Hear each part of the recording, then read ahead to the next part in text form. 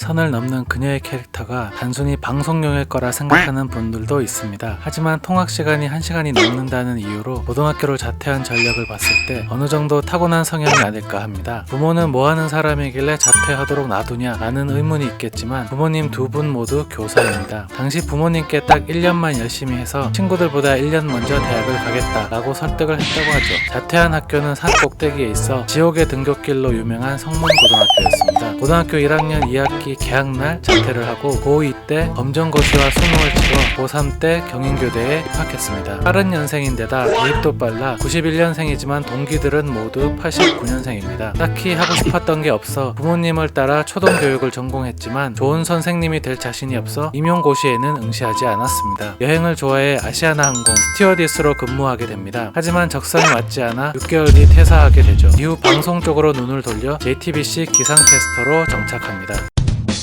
워크맨으로 그녀를 처음 접한 분들은 JTBC 아나운서 정도로 알고 있을 텐데요. 하지만 아나운서는 아니고 기상캐스터입니다. 현재는 롤 중계 인터뷰어, 조우종의 FM 대행진, 대한민국 정부 유튜브, 왓더백까지 총 15개의 프로에 출연 중입니다. 올 3월에는 SM과 전속 계약을 맺어 강호동, 전현무와 한솥밥을 먹게 됐죠. 우연인지 SM 계약 직후인 3월 27일 뉴스 개편으로 날씨 코너에서 하차합니다. 올해 4월 한 프로그램에 출연해 JTBC가 개편되면 날씨 코너가 없어져서 잘렸다라고 표현했습니다. JTBC 배신하고 SM과 계약해서 쫓아낸 거 아니냐 하는 분들도 있습니다. 하지만 애초에 JTBC 소속이 아닌 프리랜서 기상캐스터였습니다. 또 잘렸다고 하기엔 JTBC 캐스터 중 가장 오랜 기간을 근무했습니다. 전 전임자였던 홍재경 캐스터는 1년, 전임자였던 이선민 캐스터는 2년을 한 데 반해 김민아는 무려 4년을 근무했습니다. 2017년 9월 한 인터뷰에서 기상캐스터라는 직업에 대해 연이 올해 다 오래도록 했으면 좋겠다 라고 밝혔는데 어느 정도 소원은 이루었네요.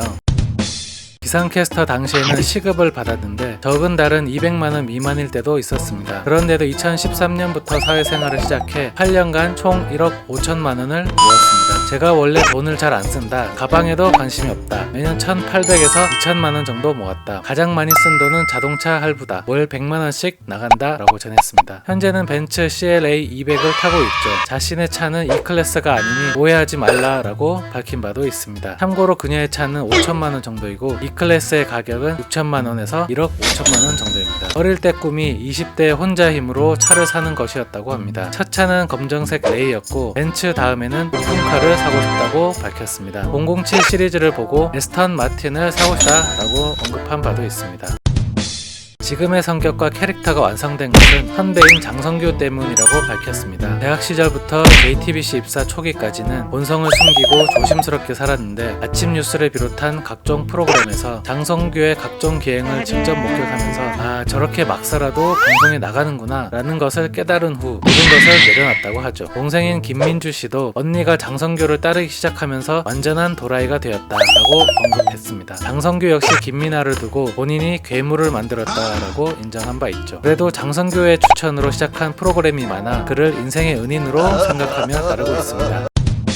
처음 접한 게임은 스타크래프트였습니다. 초등학교 때 친척 오빠가 쇼미더머니가 전수해주면서 시작하게 되었죠. 중학교 때는 친구들과 서든 어택을 하러 동네 PC방을 전전했는데 심지어 졸업식 날에도 PC방을 갔다고 하죠. 참고로 사이버리아를 애용했다고 합니다. 롤은 2017년 말 처음 시작했는데 블리츠크랭크, 탐켄치 등 서폿으로 시작해 바쁜 생활 속에서도 꾸준히 플레이하며 브론즈의 소임을 다하고 있습니다. 강한 멘탈의 소유자일 것 같지만 마음은 여린 편입니다. 예전에 롤 인터뷰어를 처음 시작했을 때 부모님의 고향인 전라도를 인용해 패드립적인 악플이 달린 적이 있는데 본인 욕은 해도 되지만 부모님 욕을 제발 삼가달라며 울면서 호소한 적이 있습니다. 처음 워크맨 출연 당시에도 부담감 때문에 수백 번을 고민했다고 하죠. 보기보다는 남 눈치를 많이 보는데 2019년 3월 한 라이브 방송에서 눈치 보는 나, 착각하는 너라는 책을 읽었다고 밝혔는데 이 책은 남 눈치를 많이 보는 사람을 위한 심리학 책입니다. 최근 김민아의 코리밀기라는 그림일기 책을 출간한 적이 있는데 본인의 꿈과 일상에 대한 진지하고 소녀소녀한 고민들을 엿볼 수 있습니다.